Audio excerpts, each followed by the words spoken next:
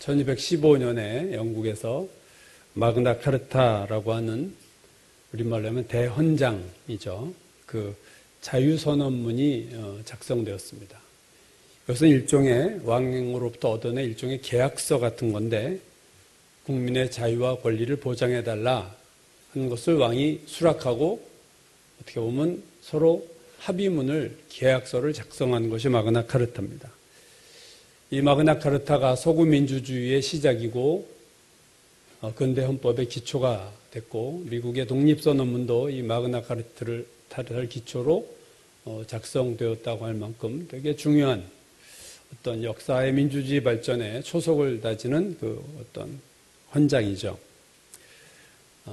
그런데 오늘 우리가 보는 갈라디아서를 일종의 기독교인의 자유에 대한 마그나 카르타다 이런 이름을 많이 붙이는 그 성경이 갈라디아서입니다.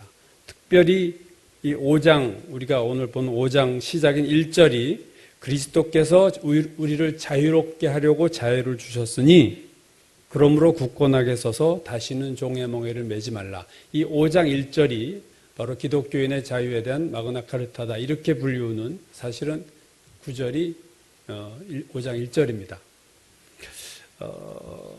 자, 하나님께서 우리에게 주님께서 그리스도께서 우리에게 자유롭게 하려고 죄로부터 자유롭게 하셨는데 그것을 가지고 다시 종의 멍에를 매려고 돌아가지 말아라. 그 자유를 누리면서 살아라 하는 게 갈라디아서 5장 1절의 말씀이고요. 오늘 제가 갈라디아 교회에 대해서 지난번에도 말씀드렸지만 거짓 교사들이 들어와서 갈라디아 교인들을 다시 구약의 유대교로 돌아가게 하려는 잘못된 복음을 다른 복음을 전하고 있었어요. 그래서 이 바울이 갈라디아 교회가 구약으로 다시 되돌아가는 것에 대해서 그것은 다시 종의 멍에를 매는 거다. 다시 노예가 되는 거다. 너희가 그리로 다시 돌아가지 말라. 이렇게 말씀하고 있는 것이 갈라디아서입니다. 율법으로 다시 돌아간다는 것의 의미를 5장 3절이 이렇게 말했어요. 내가 할례를 받는 각 사람에게 다시 증언하노니 그는 율법 전체를 행할 의무를 가진 자라. 할례 하나만 받으면 되는 것이 아니라 할례를 다시 받는다는 것은 즉 구원을 받으려면 예수를 믿고 추가해서 할례를 반드시 받아야만 구원을 받는다 생각하고 할례를 다시 받으러 들어가는 것은 할례 하나가 아니라 율법 전체를 행하겠다고 선언한 것과 같다. 율법 전체를 행할 의무를 가진 자로 네가 돌아가는 거다. 그래서 갈라디아서 3장 10절에서 바울이 이렇게 말했어요.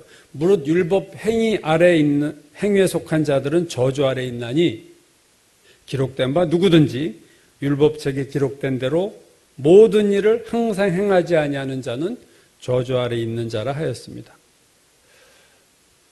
할례를 받겠다고 돌아가는 것은 온 율법을 행해야 되는 자로 돌아간 것이고 그러나 온 율법을 항상 행하는 자는 아무도 없기 때문에 불가능하기 때문에 그것은 너희가 저주 속으로 들어가는 거다. 다시 저주의 몸이 되는 거다. 그 얘기죠. 이 율법이라는 단어가 갈라디아서에 23번이 나오는데요. 6장밖에 안 되는 갈라디아서에 23번이 나온다는 것은 비율로 말하면 갈라디아서가 율법을 제일 많이 하는 얘기하는 성경이에요. 로마서가 횟수로는 한 40번 정도 하지만 비율로 보면 갈라디아서가 율법을 정말로 많이 얘기하는 율법에 초점을 두고 있어요. 지난번 제가 설교할 때 갈라디아서와 히브리서를 받는 사람들이 다 똑같은 유대인 그리스도인이고 똑같은 영적 유익에 처해 있지만 히브리서는 구약의 제사의 한계를 얘기함으로써 그들을 일깨웠다면 갈라디아서의 바울은 율법의 문제를 지적함으로 구약의 한계를 또 깨우쳤다. 우리가 그렇게 얘기했죠. 근데 오늘 본문에서 갈라디아서 오늘 5장 본문에서 바울이 구약의 율법을 신약의 새로운 말씀으로 바꾸고 있어요.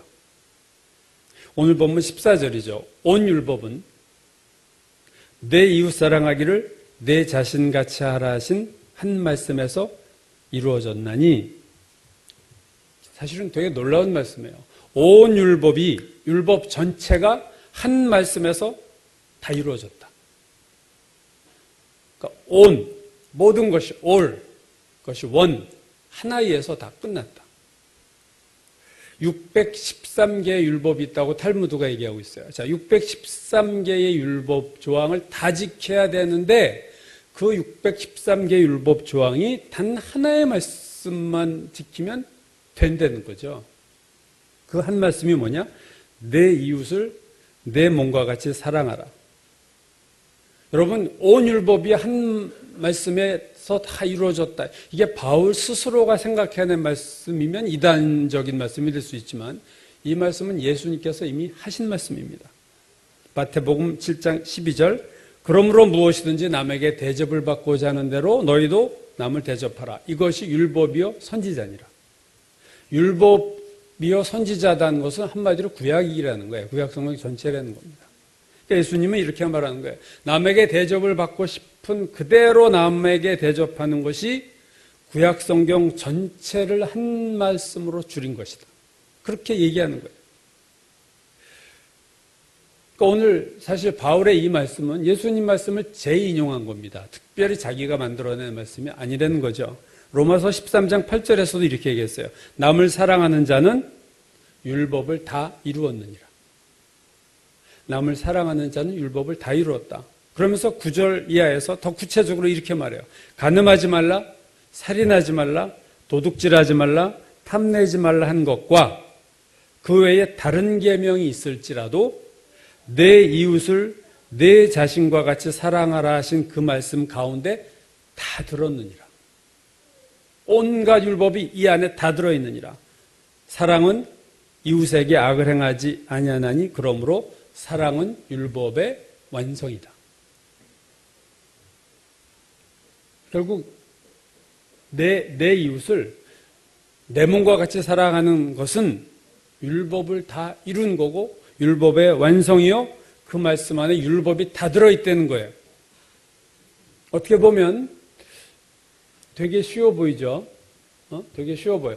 이거 한 말씀만 지키면 613개를 다 지키는 거야? 이거 괜찮네? 라고 생각할지 모르지만 여러분 과연 그런가 하는 거예요. 오늘 이 말씀을 보세요. 그냥 이웃을 사랑하라가 아니에요. 이웃을 사랑하는 사람이 한둘입니까? 예수 안 믿어도 이웃 사랑하는 사람들 많아요. 예수 믿지 않은 사람들도 얼마나 이웃들을 잘하고 어떻게 보면 기독교인보다 더 잘하는 사람들이 정말 수를 헤아릴 수 없이 많습니다. 근데 오늘 갈라디아서 본문이 이렇게 말하는 거예요. 내 이웃 사랑하기를 내 자신과 같이 하라. 내 자신처럼 사랑해라. 이게 어려운 거죠, 이게. 조금 사랑하는 거야 뭘 못하겠어요. 이웃 사람에게 좀 친절 베풀고 길 가르쳐주고 조금 구제하고 그거야. 그 정도는 하라. 이게 온 율법을 다 이뤘다 그러면 누구든 못하겠어요. 근데 사랑을 어떤 수준으로 하냐? 내 자신과 같이 사랑해라. 남에게 대접을 받고 싶은 그 마음이 있다면 그 마음은 그대로 이웃에게 똑같이 대해라. 이게 어려운 거죠, 이 수준이. 사람들은 단순한 걸 좋아하고 어떤 비결을 원해요. 그냥 한 큐에다 끝내는 게 뭐 없을까? 뭔가 지름길이 없을까? 왕도가 없을까? 그래서 이 한 말씀에 다 이뤘다. 그거 좋다. 그게 뭐예요? 내 이웃을 내 몸처럼 사랑해. 그러면 헐 그러는 거예요. 그건 안 되겠네요. 지난번 설교에서 제가 죄의 세 가지 형태를 얘기했습니다. 쾌락사랑, 돈사랑, 자기사랑. 자기사랑 자체가 나쁜 건 아니에요. 문제는 남은 전혀 사랑하지 않고 남은 싫어하고 남은 미워하면서 나만 사랑하는 게 죄죠. 우리가 이웃 사랑하기를 내 몸과 같이 하면서 내 몸을 사랑하는 게 무슨 죄겠어요? 그건 오히려 율법의 완성입니다.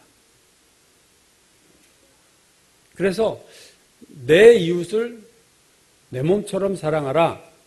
이 한 말씀만 우리가 지키면 되는데 문제는 이게 현실적으로 가능하겠는가 하는 거예요. 여러분 이게 가능하세요? 결론적으로 말하면 그런 사람은 없습니다. 내 이웃을 내 몸처럼 사랑하는 사람은 없고 불가능해요. 고린도전서 13장 3절이 이렇게 말하죠. 내가 내게 있는 모든 것으로 구제하고 내 몸을 불사르게 내어줄지라도 사랑이 없으면 아무 유익이 없다. 이 말은 내가 모든 것으로 구제하고 내 마음을 불사르게 내어주어도 사랑이 없을 수 있다는 거예요. 운동권 출신 사람들이 착각하고 있는 일종의 착각이 있는데 그것은 그들이 다른 사람보다 다 의롭다고 생각하는 거예요. 자신들이 훨씬 의롭다고 생각합니다. 우리 대학 다닐 때부터 그쪽 그룹 애들은 항상 그런 자부심 내지는 교만이 있었어요. 니들하고는 우리가 달라. 그래서 니들은 우리보다 좀 못해. 이런 생각이 그들에게 깔려 있어요. 그들이 하는 게 참 옳은 일을 많이 했지만 거기에 아주 자기의가 되게 깔려 있죠. 얼마 전 뉴스거리가 되고 사표를 낸 그 청와대 대변인이 그런 얘기를 했어요. 우리는 DNA가 다르다. 정말 다른가요? 그 사람들은 뭐 다른 DNA가 있나요? 절대 그렇지 않습니다. 다 똑같은 죄인이고 좌파든 우파든 권력 잡으면 다 부패하고 타락해요. 보수가 타락해서 정권을 내줬지만 좌파가 잡았다고 지금 그들이 도덕적으로 바르고 올바릅니까? 얼마나 더 해먹어요, 사실. 좌우의 문제가 아니에요, 이거는. 인간이 그렇게 생긴 거예요. 다 죄인이에요. 내 이웃을 내 몸처럼 사랑하는 것은 사실은 불가능합니다. 근데 왜 예수께서 이 불가능한 걸 명령으로 얘기하셨는가? 왜 바울이 그렇게 하라고 하는가 하는 거죠. 그 이유는 우리 힘으로는 불가능하지만 하나님의 힘을 빌면 가능하다는 거예요. 바로 그 다음 절 16절이 그 대답을 줍니다. 16절 내가 이르노니 오늘 15절 바로 다음이죠. 내가 이르노니 너희는 성령을 따라 행하라. 그리하면 육체의 욕심을 이루지 아니하리라. 내 이웃을 내 몸처럼 사랑하는 방법론이 뭐냐면은 성령을 쫓아가는 거예요. 그러면 너희가 그것을 할 수 있다는 거예요. 성령을 따라 행하면 내 이웃을 내 몸처럼 사랑할 수 있는 사람으로 변해갈 수 있다는 거죠. 그 이웃을 자기 몸처럼 사랑하는 사람, 그렇다면 어떤 특징을 가졌는가? 그게 오늘 22절, 23절에 나오는 성령의 열매입니다, 여러분. 오직 성령의 열매는 사랑과 희락과 화평과 오래 참음과 자비와 양선과 충성과 온유와 절제니. 성령을 쫓아가는 사람들은 성령을 쫓아가다 보면 결국 성령의 열매를 맺게 돼요. 성령의 열매는 성령을 쫓아갈 때만 맺을 수가 있습니다. 성령의 열매를 온전히 맺었다는 것은 뭐냐면 이웃을 내 몸과 같이 사랑할 수 있다는 거예요. 성령의 9가지 열매가 맺힌 자의 모습을 달리 표현하면 이웃을 자신의 몸처럼 사랑하는 사람이에요. 이 9가지 열매를 맺은 사람의 모습은 그겁니다. 이 9가지 열매를 맺은 사람은 사실 그리스도의 모습이에요. 주님의 모습입니다. 이게 바로. 주님은 원수도 사랑하신 분이에요. 성령의 열매 쫓아가면 우리는 성령의 열매를 점점점 맺는 자가 되어가고 우리는 조금씩 우리가 변하기 시작하는 거예요. 그래서 나중에는 정말로 이웃을 사랑하는 온전한 제 모습으로 바뀔 수 있다. 길이 있는 거죠. 우리 힘으로는 불가능하지만 성령을 쫓아가면 그게 가능해요. 그래서 너희가 내 몸같이 이웃을 사랑하라고 명령하신 거예요. 가능한 길이 있기 때문에. 여러분, 성령의 열매는 뭡니까? 성령의 열매는 성령이 맺으시는 열매예요. 즉, 우리가 맺는 열매가 아닙니다. 다만 열매를 맺히는 자리가 우리예요. 성령께서 맺으시는 열매를 어디에다 맺게 하시느냐? 우리에게 맺게 하시는 거예요. 그게 성령의 열매입니다. 우리를 통해 맺으시는 거예요. 여러분, 성령의 열매를 보세요. 온유, 사랑, 오래 참음, 자비, 이게 다 일종의 성품이에요. 캐릭터라고 그러죠. 캐릭터. 성격이 아니에요. 퍼스널리티가 아니라 캐릭터입니다. 성품이에요. 그런데 이 성령의 열매가 말하는 9가지 성품은요, 이게 원래 타고난 선천적인 성품과는 아무런 상관이 없는 거예요. 원래 사랑이 많은 사람이 있어요. 원래 온유한 사람이 있어요. 원래 잘 참는 사람이 있어요. 그건 성령의 열매가 아닙니다, 여러분. 성령의 열매란 내가 타고난 성품을 말하는 게 아니라 또 내가 노력해서 맺어지는 성품이 아니라 성령을 쫓아가다 보면 저절로 맺어지는 열매를 말해요. 우리가 이걸 상당히 오해하는 분들이 많은데, 이건 선천적인 성품도 아니고 성령의 열매는 후천적인 노력도 아니에요. 이거는 오직 성령을 쫓아갈 때만 그 성령께서 내 안으로 들어오시고 내 안에서 스며들어서 그분이 내 삶에서 내 성품을 변화시켜서 내가 성령을 닮아가도록 만드는 게 성령의 열매입니다. 여러분, 내 이웃을 내 몸과 같이 사랑하는 그렇게 선천적으로 착한 사람이 있나요? 없어요. 예수를 처음 믿은 사람은 절대로 성령의 열매를 맺을 수 없어요. 그래서 이건 시간이 필요한 겁니다. 초신자가 예수 믿자마자 성령의 열매를 맺을 수 없어요. 초신자가 성령의 은사는 받을 수 있어도 초신자가 성령의 열매는 절대로 맺을 수 없습니다. 이거는 마치 김장 담그듯이, 장 담그듯이 푹 거기 잠겨 있어야만 이게 맺는 거예요. 배추를 소금물에 넣자마자 절여지나요? 아니잖아요. 푹 담궈놔야 절여지듯이 오래 성령을 쫓아가다가 보면 성령에 절여지는 겁니다. 우리. 그래서 성령의 성분이 나를 통해 나타나는 것이 성령의 열매예요. 원래 착해. 이게 사람들이 헷갈려요. 저 사람 성령의 열매잖아요. 아닙니다. 그냥 그 사람 인간적으로 좀 착하고 선한 성품이 있는 것뿐이에요. 이건 다른 차원의 얘기예요. 성령의 열매는 날마다 내가 성령을 쫓아서 결단하고 쫓아가고 행하다 보면은 내가 원래 그런 사람이 아닌데 내가 그런 사람으로 변하는 거예요. 하나님의 만드시는 작품입니다. 이건 의지적인 노력으로 되는 게 아니에요. 성령의 열매, 여러분 주어가 성령입니다. 내가 주어가 아니에요. 성령이 맺으시는 열매예요. 다만 나를 통해서 나라는 성품의 그 열매를 맺으시는 거예요. 성령의 열매를 맺으려면 그러므로 성령을 쫓아가지 않는 자는 절대로 이 열매를 맺을 수가 없어요. 예수를 믿어도 육신을 쫓아가는 사람은요, 절대로 성령의 열매를 맺을 수가 없습니다.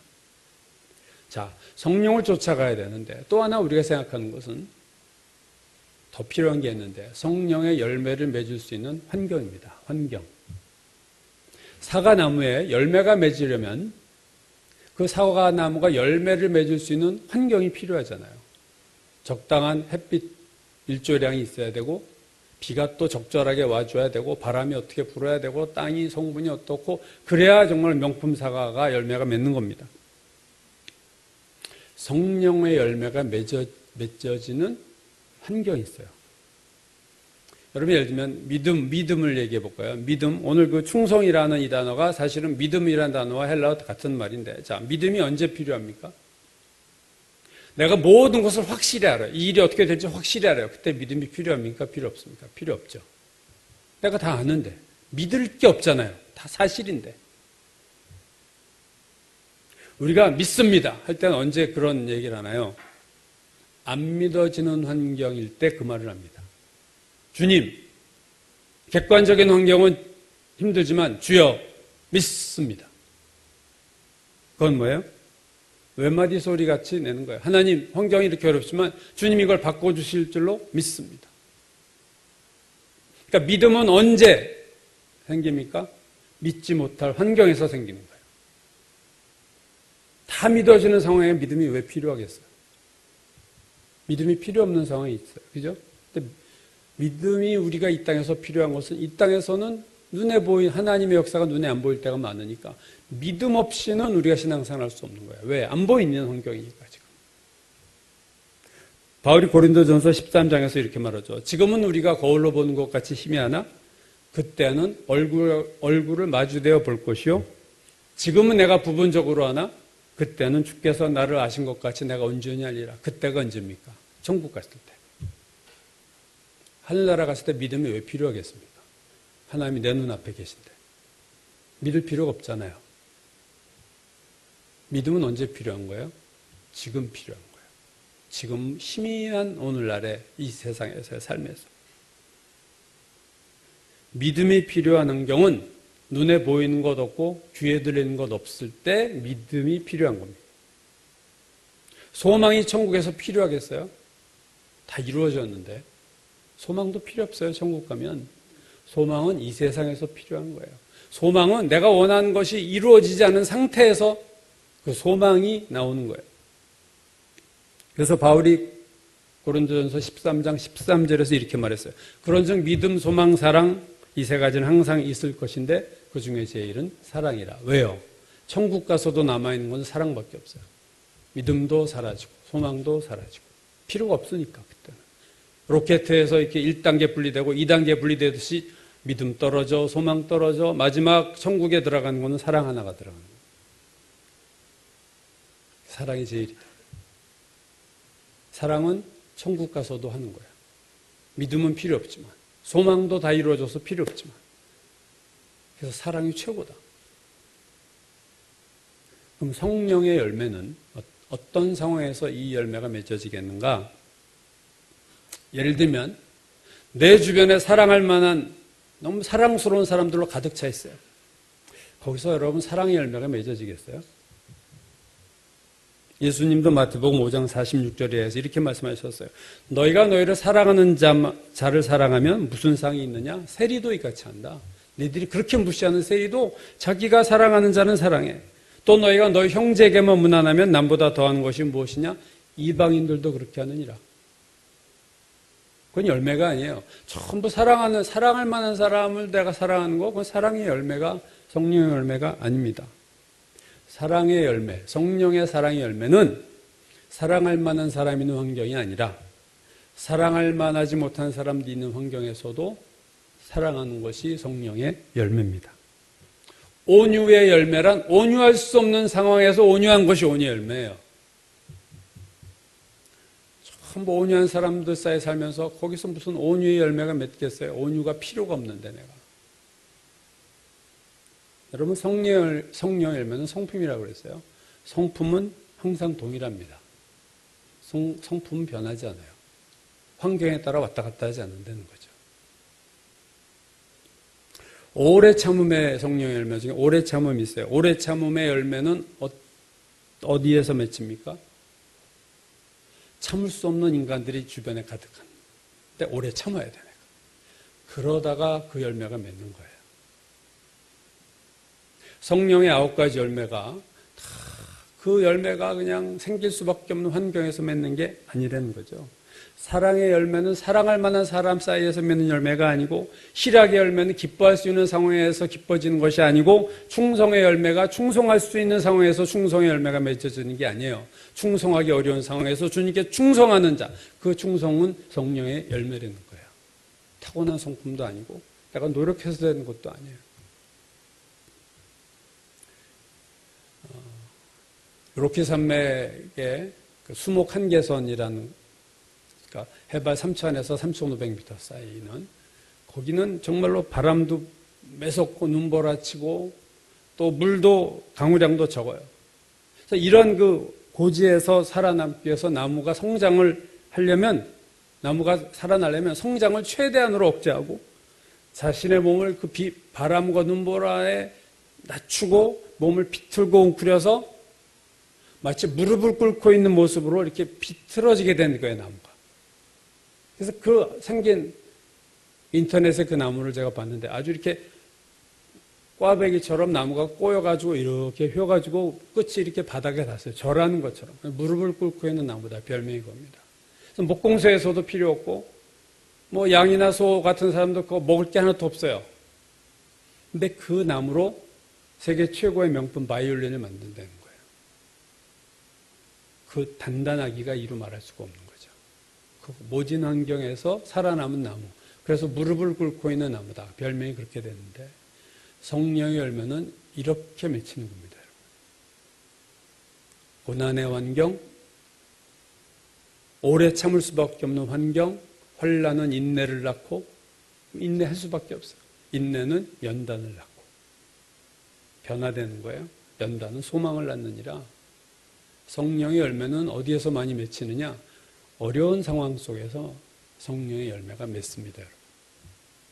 행복한 사람들 속에서 성령의 열매가 맺어지는 게, 축복받고 할렐루야 하는 사람들 사이에서 맺어지는 게 아니라 어렵고 힘든 상황 속에서 믿음으로 잘 인내하고 그래도 성령을 쫓아서 하나님 뜻대로 살려고 하는 사람들에게 성령께서 그들에게 열매를 맺게 하시는, 그들의 성품을 변화시키시고 성령을 닮아가게 하시는 그 열매가 바로 성령의 열매입니다.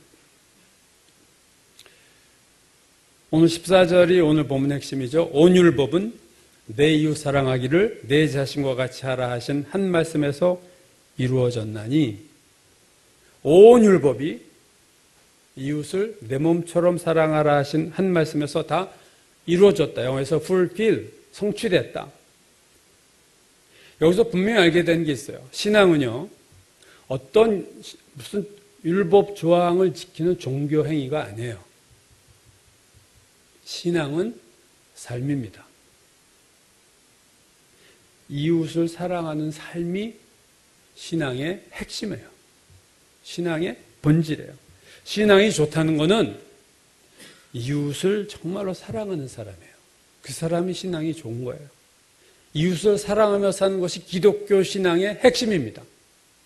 그건 예수님이 그렇게 했고 바울이 그렇게 했고 로마서 갈라디아서가 그렇게 얘기했어요. 제가 중학교 때 무협소설에 아주 빠져가지고 그냥 매일 무협소설을 달고 살았는데 중3 때 그냥 입시가 있는 때에도 그냥 무협소설을 놓지 못했어요, 제가. 근데 그 무협소설에 유명한 김용이라는 사람이 작년에 이제 타계를 했습니다. 영웅문으로 우리나라에 유명했고, 동방불패기가 다 그 사람 소설에서 나온 영화죠. 근데 그 사람 소설 보면요, 그 무술, 강호의 무술인들에서 정파와 사파로 나뉘어요. 정통파 무술인 있고 사파, 마술 쓰고 막 독을 쓰고 이러는 사파가 있는데 그 소설을 보면요, 김용의 소설을 보면 정파 무술인인데 아주 야비하고 못된 인간이 많아요.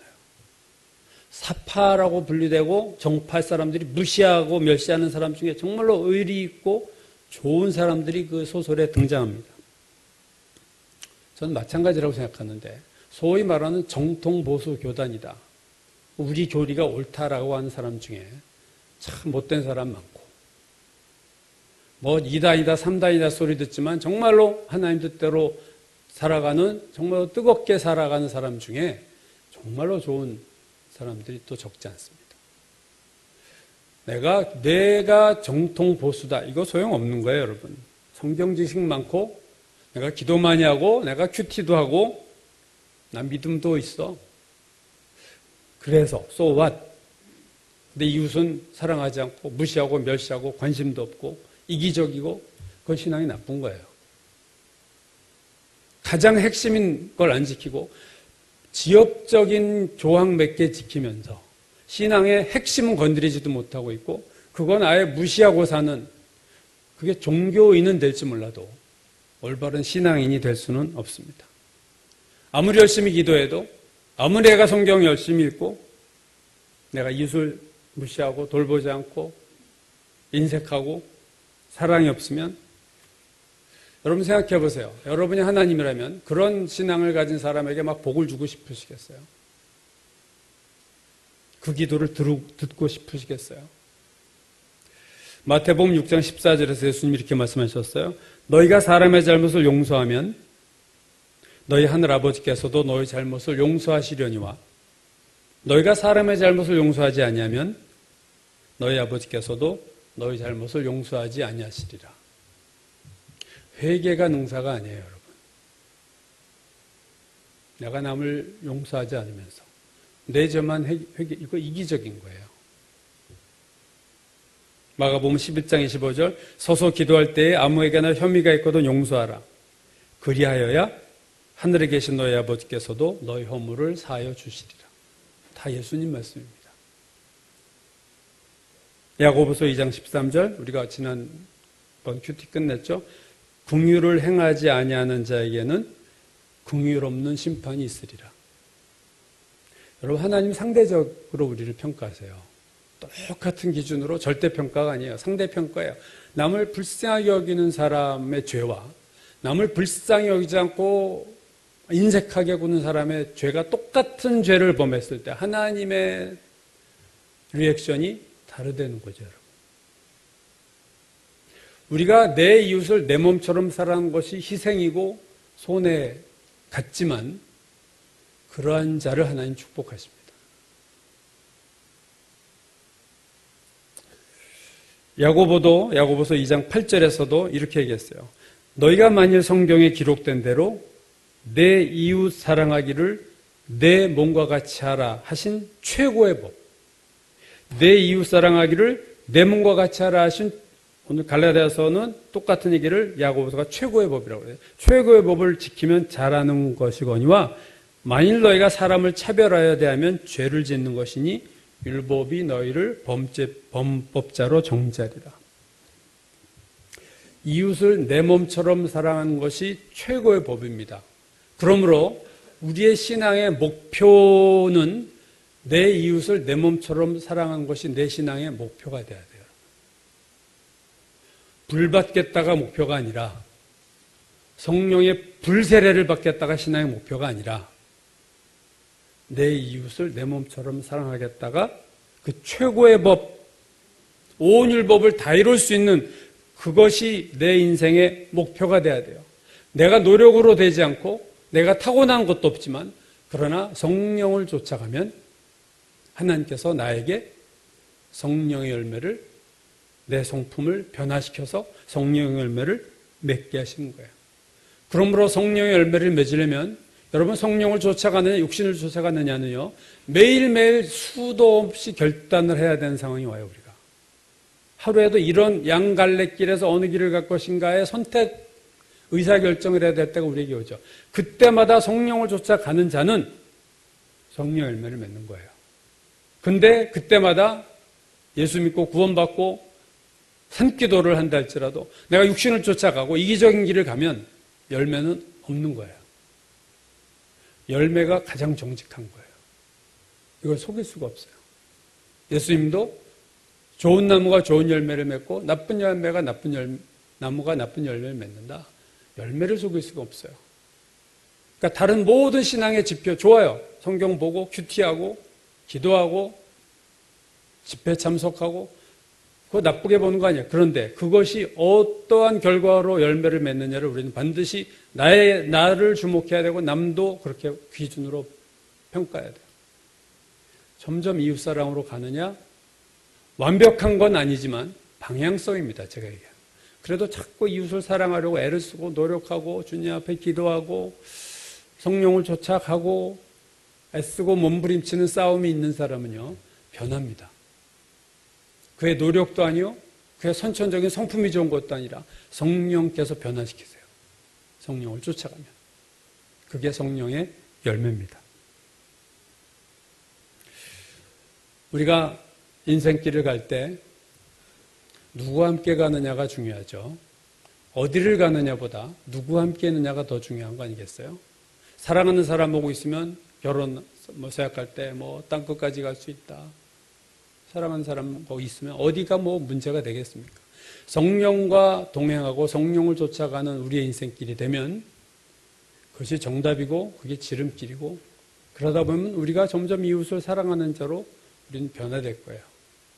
우리의 성품은, 인간의 노력은 안 변해요. 어릴 때 성품이 늙어서까지 가는 사람 많아요. 그러나 성령을 쫓아가면 성품 변합니다. 안 변할 수가 없어요. 노력해서 되는 게 아니에요. 성령께서 변화시키세요.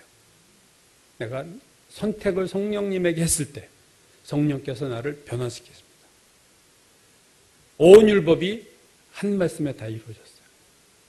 그것은 내 이웃을 내 몸과 같이 사랑하는, 그것이 온 율법의 완성이요 최고의 법이고, 그거 하나만 하면 나머지는 다 지키는 것이 되는, 우리의 신앙의 목표를 이웃사랑으로 잡고 하루하루의 실천 목표를 성령을 쫓아가는 것으로 잡을 때 성령께서 우리를 통해서 이 놀라운 은혜를 이루실 줄로 믿습니다.